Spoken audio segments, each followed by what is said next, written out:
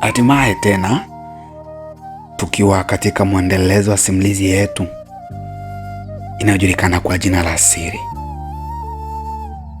Naam, hii ni sehemu ya 9 ama episodi ya 9 ya simulizi inayojulikana kwa jina la Siri. Tulishia sehemu ambayo Gerard, rafiki yake na Rashid, alikwenda kwa ajili ya kutoa fedha kwa wakala ambaye akujua kama ni rafiki yake Rashid. Walifahamiana na wakaamua kupata muda wa kukaa pembeni ili waweze kupiga stori. Stori ziliweza kuendelea, ikafikia hatua ambako Rashid aliweza kumgusia baadhi ya vitu anavyovipitia, na Gerard akaamua kumwachia milioni 1 kama sehemu ya kumsongesha mbele au kumsogeza. Lakini bado hatujajua maongezi yao yataishia wapi. Nadhani tuianze sehemu ya 9. Ninaitwa Genius Amon kutoka Empire Studios na simulizi inaitwa Siri. Unajua, Rashid ni kama akuamini anachokisikia katika masikio yake. Yaani Gerard amemwambia abaki na hiyo milioni 1. Alimwambia hebu ngoja kwanza nizimie.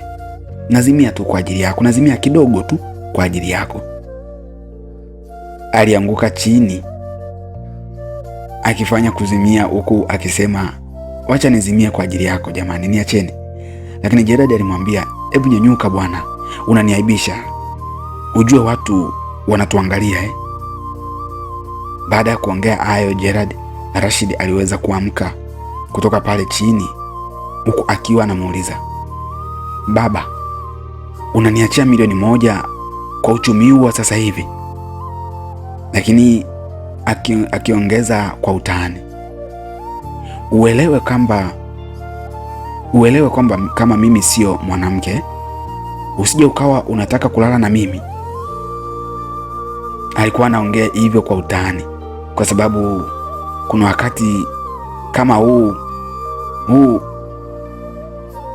yani haiwezekani tu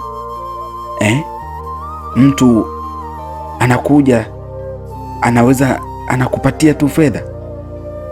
Kuna muda tunaamini mtu pekee anayeweza kupokea hiyo fedha kutoka kwa mwanaume anaweza akawa ni mwanamke, kwa sababu mwanaume kuna kitu anahitaji kutoka kwa huyo mwanamke.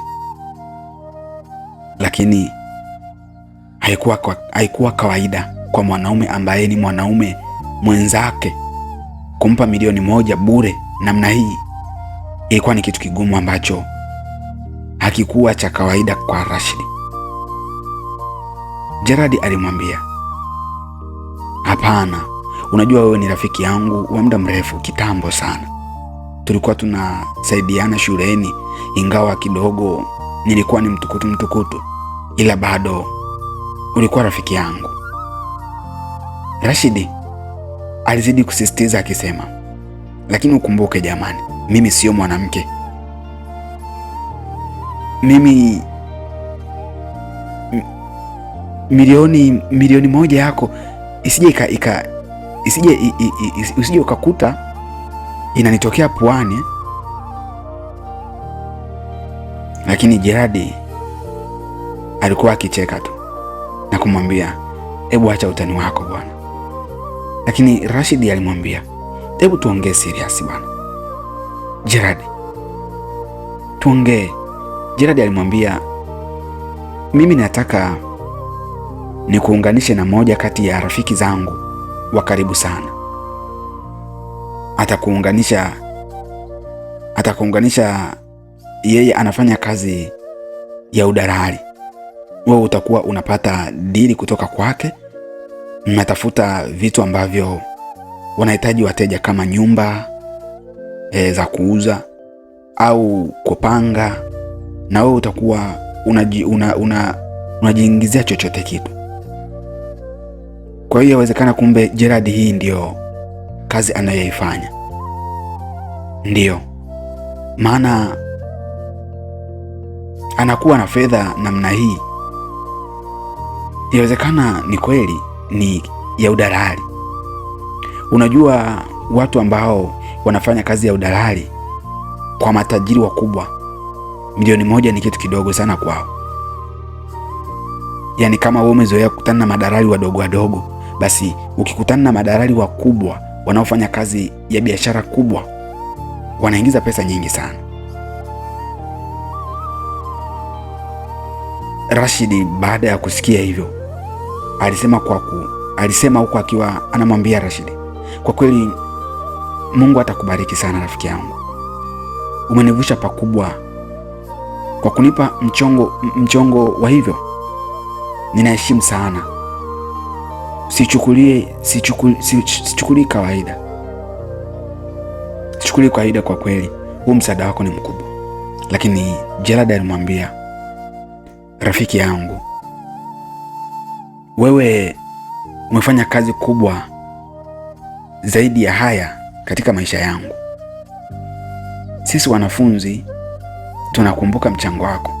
Ulikuwa unatusaidia, haukuwa na roho mbaya.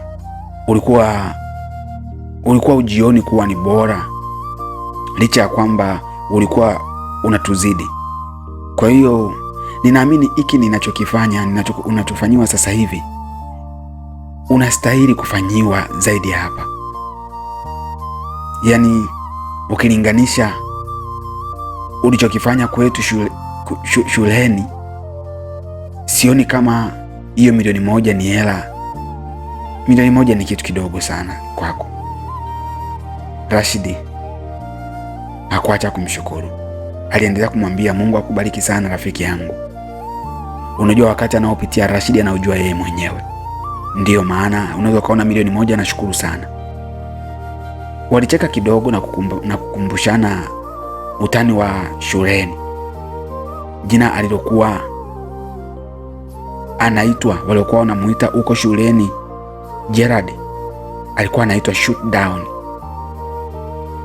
Mazungumzo yao yalisogea. Walikuwa wamekaa kwa muda, lakini Gerald alimwambia Rashid, sasa hivi nadhani inatakiwa niondoke kwa ajili ya kuendelea na majukumu yangu. Nadhani tuondoke wote tu. Lakini Rashid alimwambia, hapana, mimi ngoja nibaki kazini kwangu. Natakiwa niendelee na majukumu yangu. Gerald alimwangalia akisema, una maana gani? Akamwambia, wewe si umesema unaenda kazini? Alikuwa ni Rashid anamuuliza Gerald. Alisema hata mimi natakiwa nifanye kazi. Gerald alimwambia, hebu achana na ujinga bwana. Hebu simama tuondoke. Tutapata muda wa kuongea huko tunapoelekea. Tuweze kupanga mambo mazuri. Bado unajali hiyo kazi yako. Walitoka wakaenda huko walipokuwa wanaelekea. Lakini baadaye Rashid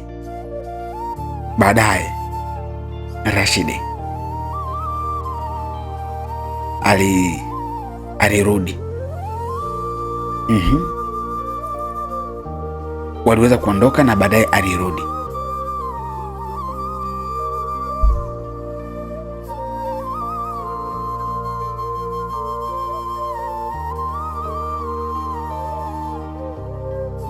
Ndiyo,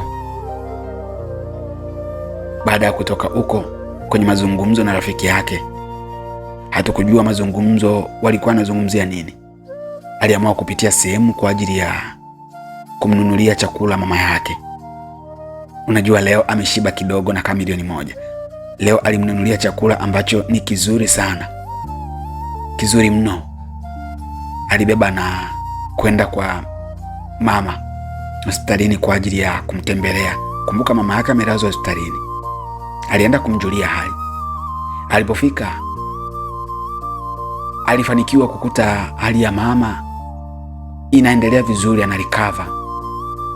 Sasa mama amenyanyuka, amekaa anaweza kuongea, anaweza hata kula mwenyewe, anaanza kufanya baadhi ya vitu, inaonekana kidogo amepata nafuu kuliko mwanzoni. Mwanzoni alikuta mama amelala akiwa hajiwezi. Mama baada ya kuongea na kusalimiana na mtoto wake kwa muda, alipewa chakula ili aanze kula, lakini baada ya kukionja tu kile chakula alianza kukisifia. Alisema, kwa kweli hiki chakula ni kitamu, ni kitamu sana, ni kizuri mno. Umekipata wapi hiki?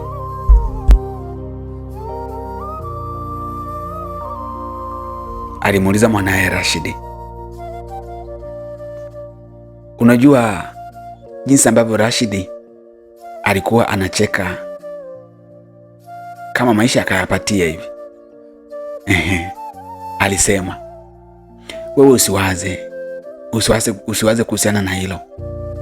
Wewe kula chakula ukifurahie. Mimi ni mwanaume, ni kazi yangu kukutafutia furaha mama yangu. Mimi ninachokihitaji ni wewe uweze kula na upate dawa pia, ili afya iweze kurejea. Yalikuwa ni maneno ya Rashidi kwa mama yake, lakini mama alipokuwa anamwangalia mtoto wake na tabasamu alilo nalo, aligundua kuwa kuna kitu sio bure. Alimuuliza, mwanangu Rashidi, ninaona leo una furaha, una tabasamu nzuri. Nini kinachoendelea kwako? Hebu niambie, kuna nini? Tabasamu hili linasababishwa na kitu gani? Ninakujua mwanangu. Yalikuwa ni mazungumzo kati ya mama pamoja na mtoto wake. Rashidi amepata milioni 1 kutoka kwa rafiki yake, na wameenda kuongea. Wameenda kuongea nini? Rashidi ameulizwa juu ya tabasamu alilonalo. Atamjibu nini mama yake? Mbona leo inaonekana kweli anatabasamu mpaka mama yake ameweza kugundua? Basi ujue huyu kijana kumbe ana stress nyingi sana, kiasi kwamba hata nje hapawezi kujificha.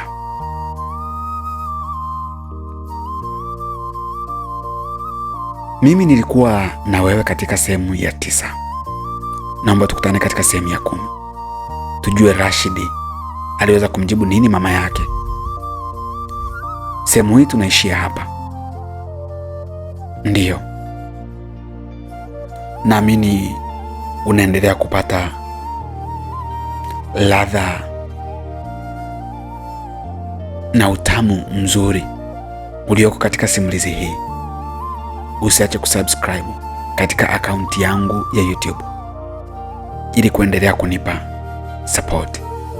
Naitwa Genius Amon kutoka hapa Empire Studio. Bye bye.